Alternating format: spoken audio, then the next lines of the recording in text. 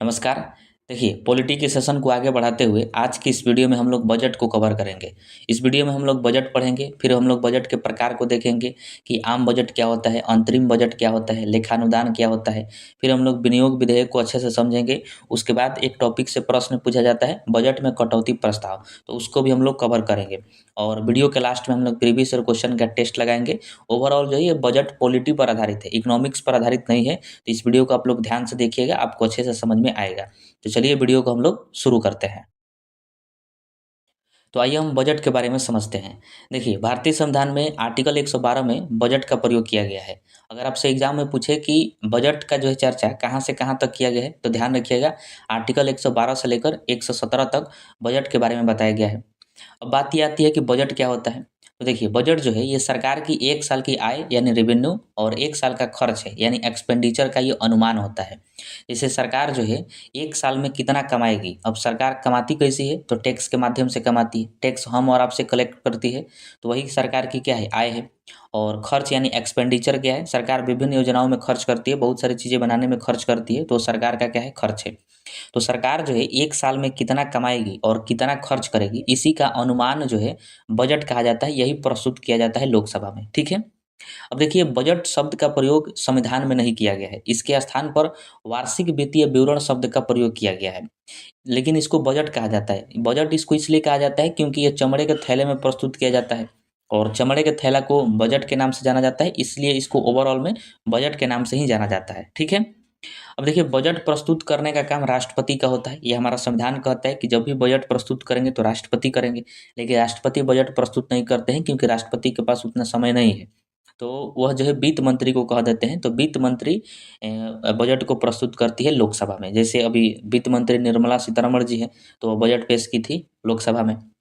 अब देखिए, बजट हमेशा जो है 1 फरवरी को पेश होता है लोकसभा में। पहले 1 फरवरी को नहीं होता था, मार्च में होता था। लेकिन अब जो है पहले ही प्रस्तुत किया जाता है। 1 फरवरी को बजट को प्रस्तुत करते हैं। और कहाँ प्रस्तुत करते हैं, तो लोकसभा में प्रस्तुत किया जाता है, ये ध्यान रखिएगा। और बजट जो है 1 साल का होता है। तो 1 साल में अगर आपसे डेट पूछे कि कब से कब तक, तो 1 अप्रैल से लेकर 31 मार्च तक के लिए होता है बजट। 1 अप्रैल से लेकर 31 मार्च तक तो है 1 साल हो जाएगा। तो इतना ही दिन के लिए जो है बजट हर साल प्रस्तुत किया जाता है, ठीक है। तो अब आइए हम लोग बजट के प्रकार को समझते हैं। देखिए, बजट का जो है 3 प्रकार होता है, आम बजट, अंतरिम बजट और लेखानुदान। और तीनों को हम लोग एक ही स्लाइड में समझेंगे तो आपको अच्छे से समझ में आएगा। देखिए, आम बजट अगर पूछा जाए कि क्या होता है, तो आम बजट जो कि हर साल प्रस्तुत किया जाता है लोकसभा में, उसी को आम बजट कहते हैं। और इसमें जो है ये आम बजट 1 साल के लिए आता है। और इसमें सरकार की आय के बारे में बताया गया है कि सरकार कहाँ-कहाँ से कितना-कितना कमाएगी। और इसी में सरकार का खर्च रहता है कि सरकार जो है कितना खर्च करेगी, किस क्षेत्र में कितना खर्च करने वाली है 1 साल के अंदर। इसी में नई योजनाएँ होती है कि सरकार 1 साल के अंदर कौन-कौन सी योजनाएँ लॉन्च करेगी, उसके माध्यम से कितना फ़ायदा होगा, कितना जो है खर्च होगा। तो ये योजनाएँ भी जो है आम बजट में होता है। टैक्स में जो भी बदलाव करना होता है तो आम बजट में ही किया जाता है। जैसे बहुत बार टैक्स में बदलाव किया गया है। 12%, कभी 18%, कभी 28%, कभी 4%, इस तरह का बदलाव जो है होता रहता है टैक्स स्लैब में। तो वो किस में होता है, आम बजट में होता है। तो ध्यान रखना है, आम बजट जो है पूरे 1 साल के लिए आता है। 1 अप्रैल से लेकर 31 मार्च के लिए आता है। और अभी हम लोग पढ़े कि जब भी बजट पेश किया जाएगा तो 1 फरवरी को पेश किया जाता है। वही जो है आम बजट होता है, ठीक है। इसको जनरल बजट के नाम से जाना जाता है। उसके बाद आता है अंतरिम बजट। अंतरिम बजट क्या है कि इसको चुनावी साल में प्रस्तुत किया जाता है। जैसे देखिए, ये 2026 चल रहा है और मार्च का महीना चल रहा है। तो मान लीजिए कि सितंबर में चुनाव है, लोकसभा का सितंबर में चुनाव है। तो ये मार्च चल रहा है, तभी सितंबर आने में 5 महीना बाकी है, ठीक है। लेकिन बजट जब भी पेश किया जाता है तो साल भर के लिए पेश किया जाता है, और 5 महीना के बाद चुनाव है। तो कौन जानता है कि जो अभी सरकार है वो 5 महीना के बाद रहेगी कि नहीं रहेगी। हो सकता है कि कोई नई सरकार आ जाए। तो इसलिए पूरे 1 साल के लिए बजट नहीं लाया जाता है। जितना महीना चुनाव में बचा है उतने महीने के लिए बजट पेश किया जाता है। जैसे मार्च है और एग्ज़ाम्पल के तौर पर मान रहे हैं कि सितंबर में जो है चुनाव है, तो 5 महीना है, तो 5 महीने के लिए बजट लिया जाएगा चुनावी साल में। उसी को अंतरिम बजट कहते हैं। साल भर के लिए क्यों नहीं लाया जाता? क्योंकि चुनाव होने वाला है सितंबर में, इसीलिए पूरे साल के लिए नहीं लाते हैं। हो सकता है कि सितंबर में चुनाव हो, तो कोई नई सरकार आ जाए, नया प्रधानमंत्री कोई आ जाए, इसीलिए जितना समय बचा है उतना ही के लिए बजट पेश किया जाता है, ताकि इतना समय जो है सरकार खर्च करके निकाल ले, तो उसको अंतरिम बजट कहते हैं। ठीक है, इसलिए अंतरिम बजट को अस्थायी बजट कहा जाता है। आपसे पूछा जाएगा कि अस्थायी बजट किसको कहते हैं, तो अंतरिम बजट को कहते हैं। और अस्थायी बजट आया है कि नहीं आया है, तो आया है, हाल ही में 2019 में आया था अस्थायी बजट यानी अंतरिम बजट। ठीक है, उसके बाद एक है लेखानुदान। और ध्यान रखना है, आर्टिकल 116 में लेखानुदान की चर्चा किया गया है, बहुत इंपॉर्टेंट है, कई बार ये पूछा गया है। अब देखिए लेखानुदान क्या होता है। आपको पता है कि जब आम बजट को पेश किया जाता है तो लोकसभा में उसे पास होने में 1 से 2 महीना का समय लग जाता है। लमसम देखा गया है कि 30 से 60 दिन का समय लगता है आम बजट को पूरी तरीक़ा से पास होने में। अब हमारा संविधान ये कहता है कि जब आम बजट पास होगा तभी सरकार जो है पैसा खर्च कर सकती है। तो अब इसको पास होने में 2 महीना लग रहा है, तो वो 2 महीना सरकार कहाँ से खर्च करेगी? क्योंकि पासिंग होने में 1 फरवरी को होगा, तो जाके मार्च अप्रैल में जाके पास होता है पूरी तरीक़ा से। तो फिर मार्च अप्रैल में जो गैपिंग है, वहाँ पर सरकार कहाँ से खर्च करेगी? इसीलिए सरकार जब आम बजट पेश करती है तो उसके साथ-साथ जो है लेखानुदान बजट भी पेश किया जाता है। लेखानुदान पेश करते हैं, तो जो बजट होने में जितना समय लगता है, उतना समय में खर्चा करने के लिए लेखानुदान के माध्यम से पैसा निकाल लिया जाता है। जैसे इसको उदाहरण से समझिए, मान लीजिए कि आपको भूख लगा है, ठीक है? बहुत ज़ोर से भूख लगा है और खाना बन रहा है, और खाना बनने में जो है अभी समय लगेगा। तो आप क्या करते हैं, कुछ का इधर-उधर का खा लेते हैं ताकि आपका भूख कंट्रोल रहे, उसके बाद जब खाना बनेगा तो आप अच्छे से खा लेंगे। ठीक उसी प्रकार है, जब आम बजट पेश करेंगे तभी जाके सरकार को पैसा मिलेगा।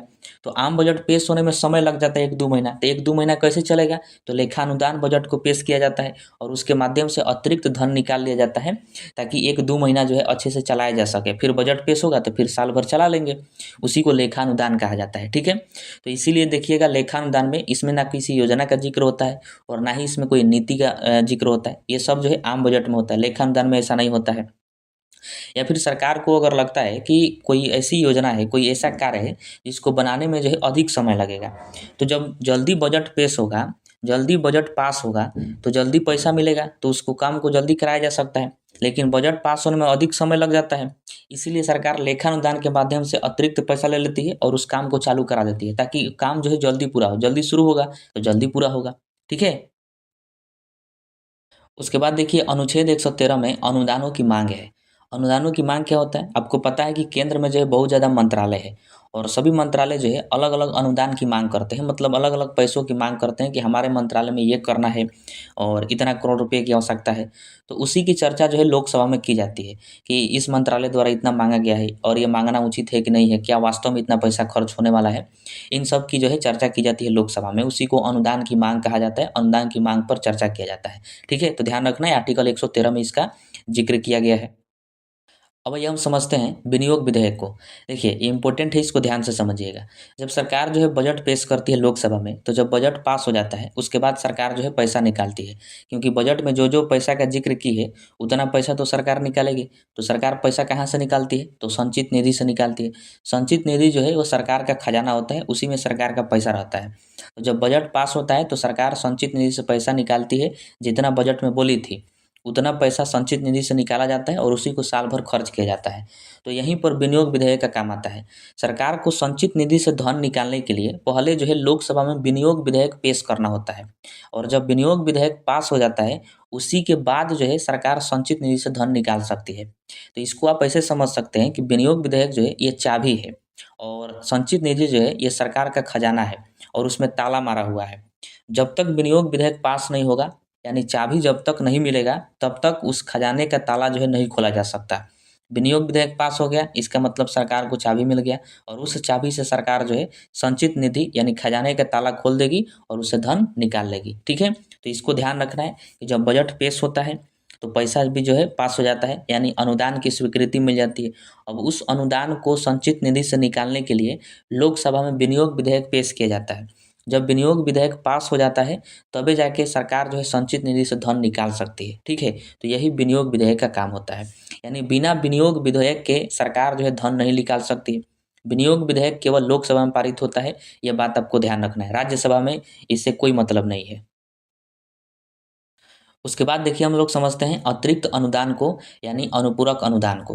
देखिए सबसे गलती होती है तो सरकार से भी गलती हो जाती है। सरकार जो है मान लीजिए किसी चीज़ में खर्च करने के लिए 1000 करोड़ रुपया पास कराई थी बजट के अनुसार, मतलब बजट में कही थी कि इस क्षेत्र में खर्चा करना है तो 1000 करोड़ रुपया लगेगा। लेकिन जब वो खर्चा करना चालू की बजट पास होने के बाद, तो पता चला कि इसमें 1200 करोड़ रुपया खर्च हो रहा है, यानी 200 करोड़ रुपया जो है अधिक खर्च हो रहा है। तो फिर 200 करोड़ रुपया सरकार कहाँ से लाएगी? अपने घर से तो लाएगी नहीं। तो फिर जाके लोकसभा में जो है अतिरिक्त अनुदान, यानी अनुपूरक अनुदान जो है प्रस्तुत करती है, और वहाँ पर कहती है कि सरकार, हमने 1000 करोड़ का अनुमान लगाया था, लेकिन यहाँ पर जो है सभी चीज़ें के दाम अधिक बढ़ जाने के कारण, महंगाई अधिक बढ़ जाने के कारण 200 करोड़ रुपया और अधिक लग रहा है। इसलिए आप जो है 200 करोड़ रुपया और अनुदान देने की स्वीकृति कीजिए, इसको स्वीकृति प्रदान कीजिए। तो फिर जो है लोकसभा में फिर 200 करोड़ रुपया और अतिरिक्त पास कराया जाता है, ताकि जो है पूरे अच्छी तरीक़ा से काम हो सके। तो उसी को अतिरिक्त अनुदान कहते हैं।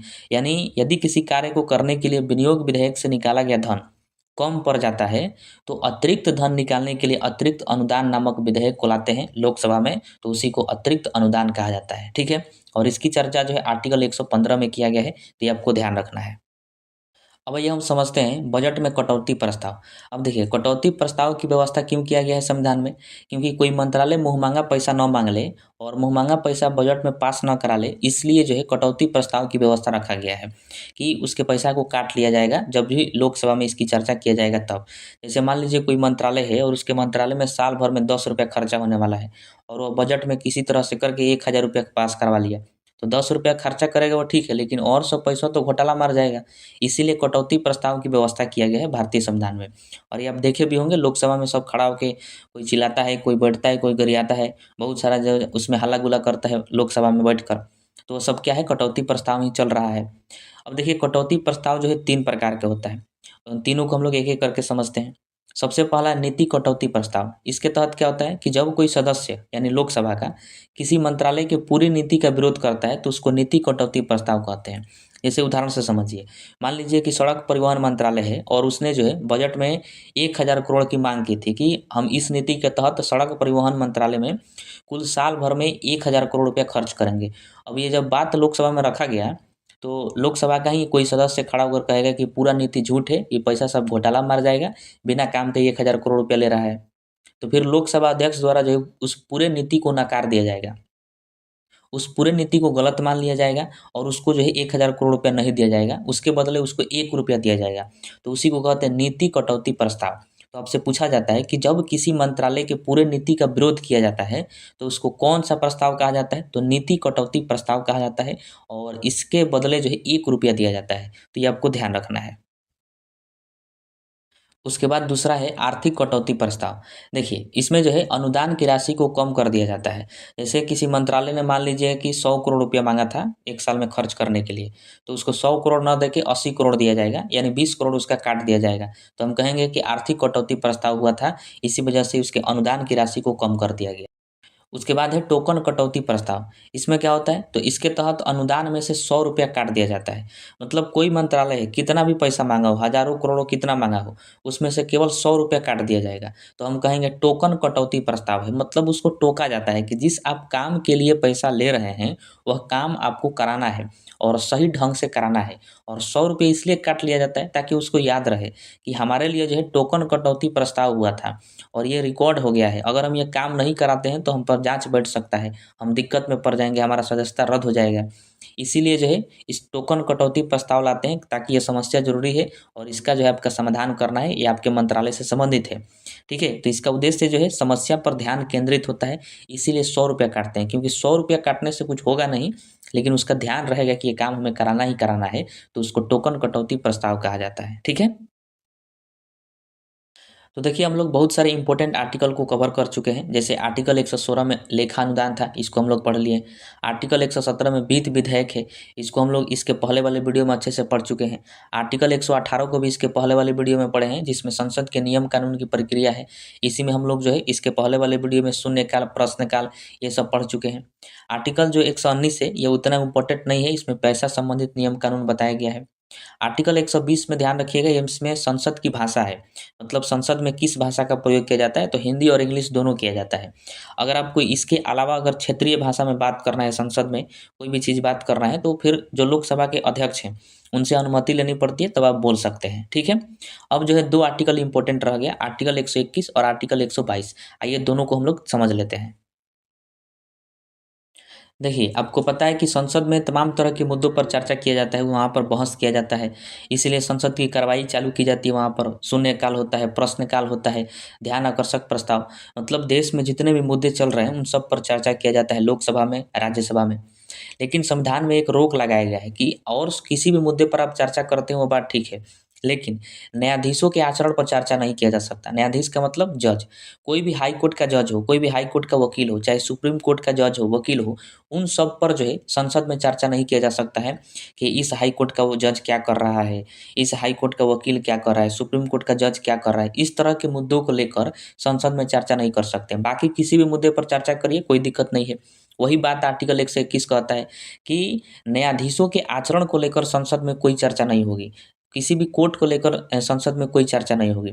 लेकिन अगर किसी न्यायाधीश पर महाभियोग लगा है, क्योंकि न्यायाधीशों को हटाने के लिए उसके पद से महाभियोग लगाया जाता है, तो संसद में ही लगाया जाता है। तो अगर किसी न्यायाधीश पर महाभियोग लगा है तब चर्चा किया जा सकता है। ये इस तरह फालतू का कोई भी चर्चा नहीं किया जाएगा।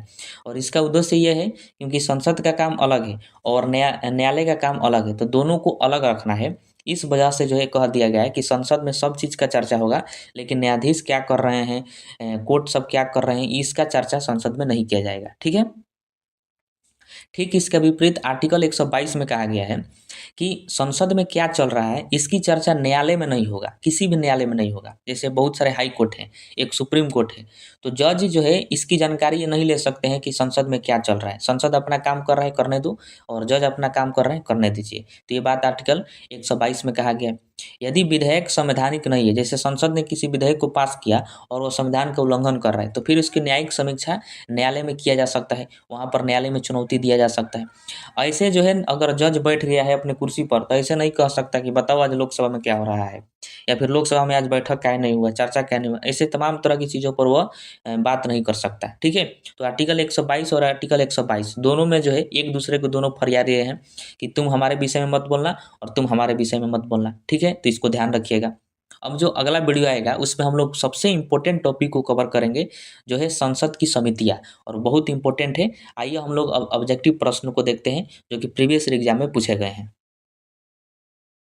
तो अब आइए हम लोग प्रीवियस ईयर इंपॉर्टेंट प्रश्नों को देखते हैं, और सभी प्रश्न जो है पूछे गए हैं एग्जाम में, किसी न किसी एग्जाम में। अगर आपको आंसर पता होगा तो आप नीचे कमेंट बॉक्स में बताइएगा। देखिए, पहला प्रश्न है कि भारत में वार्षिक वित्तीय विवरण किस अनुच्छेद में वर्णित है, मतलब बजट शब्द का प्रयोग किस आर्टिकल में किया गया है, तो आर्टिकल 112 में किया गया है। राइट आंसर जो है ऑप्शन नंबर सी हो जाएगा। अगला प्रश्न है कि संसद में बजट किसके द्वारा प्रस्तुत किया जाता है, प्रधानमंत्री, वित्त मंत्री, राष्ट्रपति, लोकसभा अध्यक्ष। तो मैंने आपको बताया था कि वित्त मंत्री जो है वह संसद में बजट को प्रस्तुत करती है, तो right answer option number B हो जाएगा। उसके बाद है कि बजट को संसद में प्रस्तुत करने से पहले किसकी स्वीकृति आवश्यक होती है, तो राष्ट्रपति की होती है। राष्ट्रपति ही स्वीकृति देते हैं, तब जाके वित्त मंत्री जो है लोकसभा में बजट को पेश करती है। तो राइट आंसर जो है ऑप्शन नंबर सी हो जाएगा, राष्ट्रपति। अगला प्रश्न है कि विनियोग विधेयक का संबंध किससे होता है, कर लगाने से, कर समाप्त करने से, संचित निधि से धन निकालने से, बजट चर्चा करने से। तो देखिए right answer option number C हो जाएगा, संचित निधि से धन निकालने से। मैंने आपको विनियोग विधेयक में बताया था कि विनियोग विधेयक जब पास होता है तभी सरकार जो है संचित निधि से धन निकाल सकती है, यानी विनियोग विधेयक जो है खजाने का चाबी होता है। तो right answer option number C हो जाएगा। उसके बाद है कि यदि विनियोग विधेयक पास नहीं होता है तो क्या होगा, सरकार गिर जाएगी, सरकार खर्च नहीं कर सकती, बजट रद्द हो जाएगा, राष्ट्रपति शासन लग जाएगा। तो देखिए right answer option number B हो जाएगा। जब तक विनियोग विधेयक पास नहीं होगा तब तक सरकार खर्च नहीं कर सकती है। विनियोग विधेयक पास होता है तभी सरकार संचित निधि से धन निकालती है और खर्च करती है। तो right answer option number B.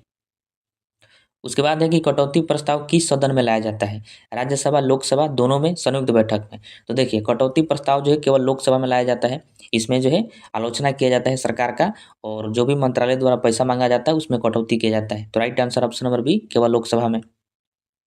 उसके बाद है कि कटौती प्रस्ताव का उद्देश्य क्या है? सरकार की आलोचना करना, खर्च बढ़ाना, टैक्स कम करना, संसद स्थगित करना। तो right answer option number A हो जाएगा, सरकार की आलोचना करना कि इतना पैसा बिना काम के मांग रहा है, कम खर्चा होगा, घोटाला करेगा, आलोचना किया जाता है। तो right answer option number A हो जाएगा। उसके बाद है कि कटौती प्रस्ताव कितने प्रकार का होता है? तो मैंने आपको बताया था कि 3 प्रकार के होता है। एक होता है नीति कटौती, आर्थिक कटौती और टोकन कटौती। तो right answer option number B हो जाएगा।